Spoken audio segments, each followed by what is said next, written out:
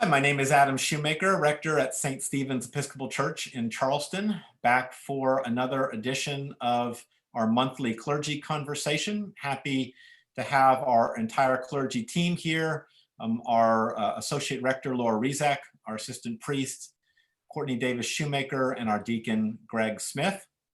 And we will be talking today about our impending reopening. We're so excited to welcome you all back to campus. It's been a long time coming, and we'll say a few words about that. But first, I want to again reiterate what our reopening schedule will look like. We will be reopening our offices beginning in June. So beginning the first Tuesday of June, our office will be open again, Tuesday to Friday, 9 to 4.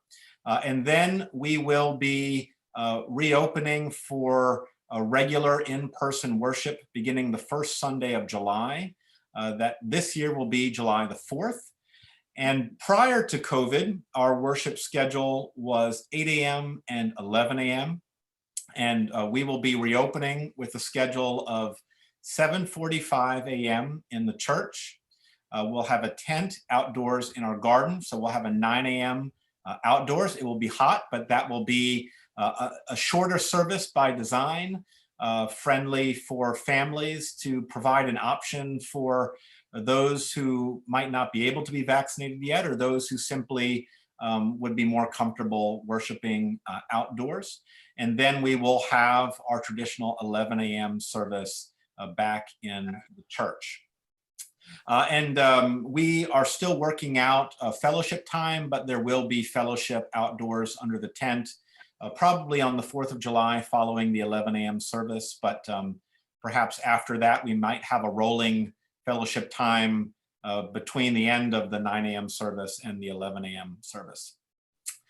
We have worked very hard to carefully reopen, to do this intentionally and thoughtfully, and have continued to consult with our two MUSC epidemiologists in the parish, Doctors Scott Curry and Robert Ball, to get their input. We are aware that other churches have gone back already, but that's the first thing I'd really love our clergy team to weigh in on, is our reasons for the caution that we've taken for waiting this long to go back, and for continuing to recommend, and that is something I also want to emphasize, for worship in the church to begin with. We're recommending that folks put on their masks for that indoor service. When we're outdoors, we don't think that's necessary, but despite the new CDC guidelines, that is something that we will begin with encouraging mask use in the church. And I think there are good theological reasons for that. And I'd love our clergy to weigh in on that and to reflect on that. I wonder, Greg, if you'd be willing to get started with that question. St. Stephen's has always been who we are, kind of a small space. It's always been an intimate community, and we've always looked out after each other. And so during the last year, we have had to deal with that deep yearning to come together as community, but at the same time, following our identity and our traditions of taking care of each other. And so that weird thing, the worst way to, or the best way to take care of each other is to stay apart. And that was hard, but we honored it. And I think it's paying off. And I'm just proud that we've remained faithful to who St. Stephen's is. And I know now that we're going to be coming together soon, it will be even more meaningful for all of us. Absolutely. The intimacy of our space, I think, has always been something that people have valued, but it's made it particularly challenging for us over the course of this pandemic. Laura, do you have thoughts you'd like to share? Yeah, Greg really speaks my mind. The sense of community that St. Stephen's has is one of the reasons I felt so called to come to this parish as your associate rector. And I think the way that we have made these choices and lived into this reality really bears out that identity. I've been reflecting through this whole pandemic on the way that Jesus Christ teaches us to love God with all our heart, soul, mind, and strength, and to love our neighbor as ourselves. And to me, even though it's hard, that social distancing and masking and getting vaccinated when we can, if we're able to, those are all concrete ways that we are showing our love for our neighbors, and particularly for our neighbors that are the most vulnerable. There are a lot of people who very much would love to gather together in fellowship, but still feel like they can't because they're not vaccinated or they have, compromised immune systems. And I'm not talking just about in our parish. This is worldwide, right? All through our nation, all through our world. And so by having those people at the forefront of our consideration, that really shows how this community has prioritized the vulnerable among us and trying to show love to them. It's been really hard. And we know that love also has a cost, right? Love is not just the warm feeling inside, it's the things that we do that might be hard or inconvenient, but that we do because we're trying to protect and love our neighbors. And I'm just so proud to be part of this community that has moved through this pandemic with, I think, a whole lot of love and a whole lot of grace. Yeah, it certainly has been a challenge to make some of these choices that we couldn't have imagined making prior to this COVID pandemic. But I think given who we are, as Greg mentioned, a house of prayer for all people, I think we need to be thoughtful about how that mission necessarily has to stretch beyond simply welcoming people into a building and being considerate of the welfare and well-being of all God's beloved children. Courtney, do you have anything to add to that?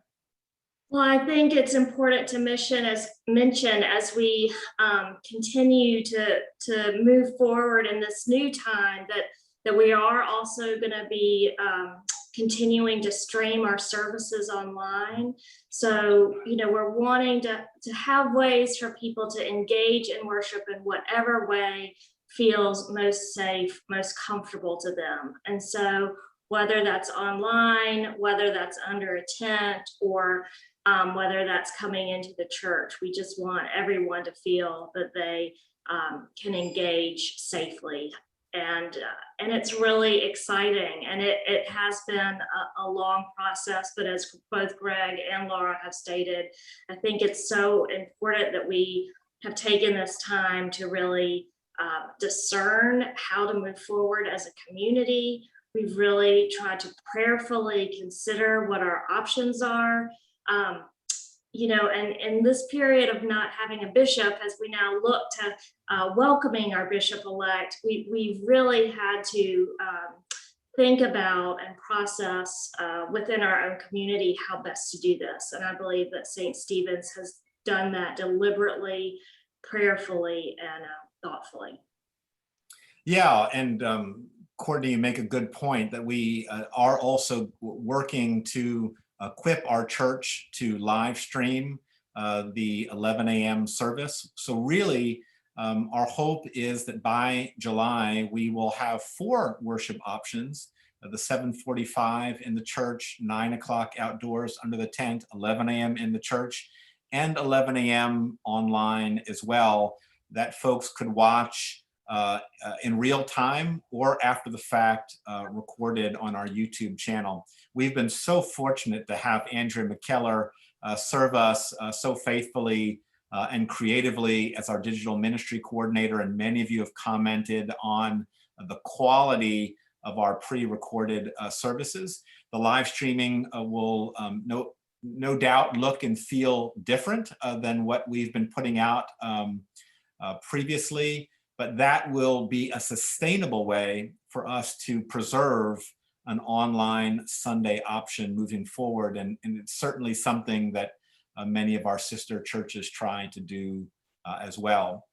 Courtney's comment also sort of leads naturally to the next thing I'd like to talk about, which is not only the grace of returning to in-person worship, but also the challenge of that, coming out of online life and ministry, thinking about what some are calling hybrid church, trying to utilize what we've learned over this period of time to carry forward our life and ministry, in some ways still online while also resuming in-person activities as well. And wonder, Laura, if you'd like to jump in on that. Sure. One of the silver linings to me of the pandemic is that we've all gotten more adept at things like Zoom, which we're using right now to be able to record this. And I've gotten more adept at things like uploading to YouTube and working Dropbox. And, we've had a huge learning curve, but now we're so much more comfortable with the technology that there are things like a Zoom Bible study, perhaps, that continues on. That, to me, that's been so wonderful and so fruitful, where we don't have to all travel and gather and be in the same room. We can be in our homes and still continue to engage. The Shrove Tuesday bingo that we did, I thought that was wonderful, because you don't have to have parents on a school night trying to get kids into the church. You can have a meal at your home and still be engaged in a fun formation activity with your church family. So I think there are lessons that we will take from this that will be incorporated into our regular church year, and skills that we all have as individuals that will let us connect in ways that I guess would have been new before the pandemic, but where we'll be able to carry that through even those times when we can gather corporately without fear of infection. Well, and staying with you for a moment, Laura, we called you in the middle of this pandemic, and so you have already been on staff for several months, but without the opportunity to actually see St. Stephen's worshiping in person. So I wonder if you could say a thing or two about the joy that you have looking forward to that day.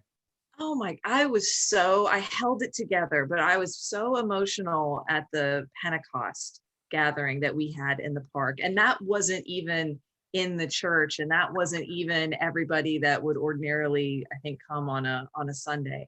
And that really touched me. I've told Adam this before, but I feel like I'm going to have 2 first years at St. Stephen's, because I'll have had the year with the pandemic, and then I'll have actually my first year where it's a little bit more normal, where we have a more normal pattern of life worshiping in our sanctuary. And I know I'm going to be, I apologize in advance if I start crying when we all get back together. I think it will be overwhelming for a lot of us to see one another back on campus, back in the church, worshiping Jesus Christ together. Be wonderful. Courtney, do you want to say anything about the joys or the challenges of transitioning back to in-person life? Well, just to follow up on Laura's comment, I was speaking to a parishioner yesterday who asked that we have lots of tissues in the pews on July 4th. And it just sounds like many of us will be having emotional experiences that day as we celebrate coming together after so much time apart. The challenges, I will say, it has felt like it has been a really long year. And I think the learning curve last spring and summer, just the time it really took to film and upload, those were all new activities for us. And as someone who, isn't totally technologically savvy, and it just was a time of learning and sometimes great frustration. But the silver linings, I would really point to our online coffee hour on Sunday mornings. It really has been a wonderful way for a group to gather each week. And especially for those people who are no longer in Charleston, but who may be in Texas or another area who wouldn't normally be able to be with us. And so I will also say for me, coffee hour in person, I often am like paying attention to children while also trying to have conversations with folks. And so to be online, I was able to focus and be more present in a way that I sometimes feel I'm not able to be when we're in person. Also, the parent gathering on Monday night, we gather for wine, WHINE, and WINE, or whatever beverage someone may prefer, whether that's tea or a glass of wine. And that was also really an opportunity for parents to come together after the kids are in bed. And I never would have considered that before the pandemic. It was always trying to think about, well, what will get parents down to the church, and do we need to have childcare, and what would what schedule would work, and so to have an online Zoom regular offering, it's been really pleasant and delightful to watch the relationships that have been strengthened there, and so these are opportunities that we'll consider moving forward. Yeah, I think we've really engaged many more people online who hadn't previously been involved. We've had more of our young people involved in reading lessons on Sunday morning. We've had parents and young families more engaged who have been able to participate in things via Zoom from their home or even from their car or during a lunch hour when they wouldn't have been able to do that otherwise. And so there definitely are opportunities for us to carry those forward even as we return each Sunday to worship in the church. Do you have things to add to that, Greg?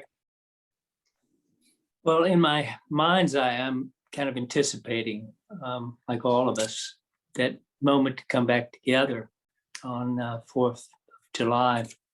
It'll be a precious moment. But I think we should all think about beyond that, because when we come back together, many things will be the same, those things we cherish of our community. But there will also be many things that are different. The church has changed in the last year for the good. We've been talking about it here just in these last moments. So we need to all come back with an open mind of a new space. And we've all been, I've never been busier in my ministry, but part of my life has kind of been sitting back and waiting, for things to open up. And so we're coming back with that mentality of sitting back and waiting for things to open up. And it's a hard transition to become involved again. And so we need to be willing to come in and embrace the new activity. Adam and Courtney and Laura have spent first of the last year developing things that will start to open up. And it's going to be a whole new season for the church. And so with many new programs and activities, so let's come back ready to be involved. And I think that will be hard for most of us because we're going to have to find that new level of energy and kind of get back into. But I think that is such a healthy thing for all of us to do because we've spent the last year, say, semi-hibernating. I don't know if that's the right way of saying it. So it's like that bear coming out of the den in the springtime. We can come out and welcome the new season of this church. Yeah, that's really well said, Greg. I think the church, and I mean the whole church, not just St. Stephen's, has by necessity been as innovative as it's ever been over the last 14, 15 months. We've all had to think on our feet, think creatively, adapt to a situation we couldn't have imagined to carry on the life and ministry of the church. And I'm proud of what we've been able to do at St. Stephen's. I think we've done that admirably. We've grown, we've added new members who've come through our online ministries, and it will be so gratifying to be back together. But you're right, Greg, there'll still be a difference that we'll have to adapt to as we come back during the month of July and moving forward. But there's a lot to look forward to. Our bicentennial year, we have a committee put together, and you'll be hearing more from that committee in the coming months. We have construction that has already begun on our children's and youth classrooms that we're very excited about. Yeah, that we'll look forward to dedicating hopefully sometime during the fall or early winter. So we'll have brand new functional contemporary spaces to form our young people and their families in the faith. And I know there'll also be some opportunities outside of Sunday morning for in-person gatherings, formational and otherwise. I know, Laura, you have some things that you've been thinking about. Would you like to share those? Sorry, my dog was barking, so he might start again while I'm unmuted. So apologies if that happens.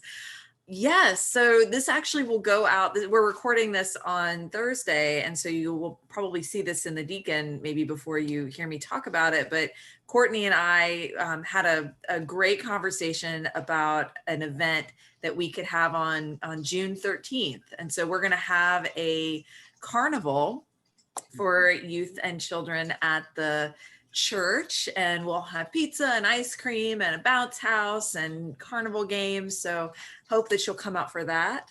And also on Juneteenth for this year, falls on a Saturday, we're doing a program together with Good Shepherd for youth and parents in St. Stephen's Hall. We're going to have some women who can trace their ancestry back through folks who were enslaved at Drayton Hall all the way back to Barbados. And this is actually very unusual because most records were not kept this extensively. So they have this family history that they've been able to glean, and they are going to come and talk a little bit about their lives and their families and their ancestors' lives through that period of enslavement and then through emancipation, which is what Juneteenth is meant to celebrate. So that will be in St. Stephen's Hall on June 19th. And I'm sure as the summer goes on, there'll be other opportunities. So please do check our e-newsletter, the Deacon, social media if you're on it. We'll be trying to send out more information as we move forward. But again, we are thrilled to reopen the campus and welcome you all back, and really look forward to resuming our in-person worship life together. I'm so grateful not only to our clergy, but to our entire staff, to our vestry, to our lay leaders, to all of you for your willingness to remain committed to St. Stephen's throughout this pandemic that has enabled us to continue to move forward in strength and to emerge out of this ready for a new chapter in the history of this wonderful parish. Thanks so much for listening in to this Clergy Conversation. We will be back in June for another edition of this. And in the meantime, I hope, friends, that you stay safe and well. Take care, everybody. Bye-bye.